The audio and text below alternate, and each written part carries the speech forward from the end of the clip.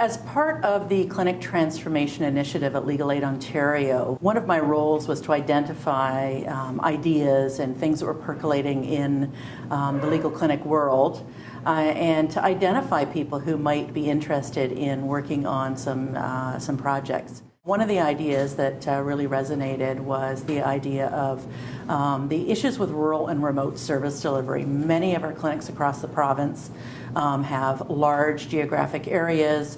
Clients are geographically challenged when it comes to transportation and technology. And so the idea of a rural and remote project that would go across regions as opposed to focusing in on a particular community really felt like a good way to go. We all have great ideas, but to really stretch ourselves and to look at finding a really bold goal that'll take us outside of our comfort zone, that will challenge the way we do our work, that'll challenge the way we think, and that'll challenge us to work with people that we wouldn't have otherwise worked with.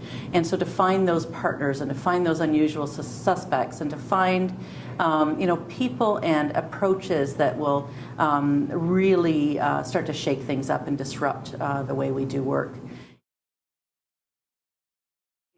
We have really intentionally thought about how to create a culture of collaboration. We've challenged ourselves to work with people, again, that we wouldn't normally work with. We've crossed over and built some bridges between community legal clinics and their funder, Legal Aid Ontario, built some bridges between community legal clinics, Legal Aid Ontario, and other organizations, and sort of let go of the worry about funding and let go of the worry about competing with each other, and really thought about how we can work together. We all work in the same space in a lot of ways. We all are looking at how we can improve the lives of the people that we come in contact with every day in our work.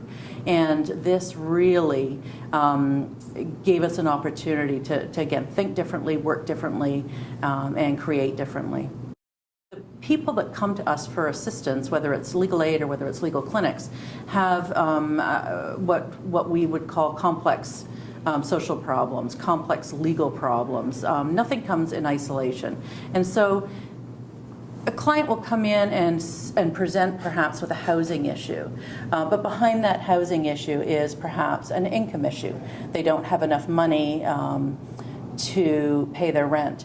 And then, to complicate things further, perhaps they were caught shoplifting because they didn't have food to feed their family, so they go out and they pick something up while they're out at Walmart, and next thing you know, they've got some criminal charges. You've got all of these things, and then the criminal charge creates a situation where they're in court. Various appearances, so over and over and over they're attending court. It takes a lot of time, a lot of energy, and often no legal assistance provided. Often they're unrepresented if they don't qualify for legal aid, or if they do qualify for legal aid, perhaps jail's not on the table. So all of this time and energy has been taken up by a court appearance, and then that also then gets in the way of their administrative obligations for, let's say, the benefits provider that they might be looking at getting assistance from. They're trying to set up an appointment to try and get financial assistance for their family. They can't make those appointments. They've got all these conflicting priorities, and they have to prioritize at a time when they're in crisis. Yeah, there was some tension at the beginning of the project. Like I said earlier, I was working on clinic transformation at Legal Aid Ontario, and understandably, there was a lot of concern and a fear about what that meant and what it would mean for clinics. And clinics do incredible work. They are passionate about what they do.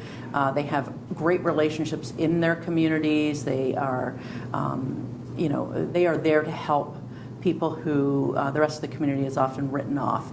So to come in and suggest we need to do this differently is a really difficult thing, and it's a difficult thing to communicate. It's a difficult thing to hear. And so really, for me, it was about looking for those relationships with people that I had already built up some trust with, talking to them about how we get things moving, how we reassure people that what we're looking at doing is really finding ways to enhance and improve service without taking away the things that are critical and crucial to clinics in their service delivery. So what are the core values that clinics bring to their client service? It's commitment to being there, accessible,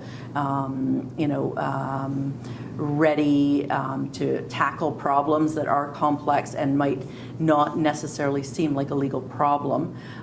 So those are the kinds of things, that are important to clinics. So we would say, these are all important to clinics. What if we were able to come up with a transformation initiative that would actually get us there without losing those core values that were important to clinics? And so, many conversations, lots of ideas generated, and eventually, finding people who are willing to take a chance and take a risk and say, you know what, some of this sounds like it might work for us. And we know we can't reach a lot of the clients that we need to serve because of the geography, because of the remoteness, because of the lack of transportation or technology.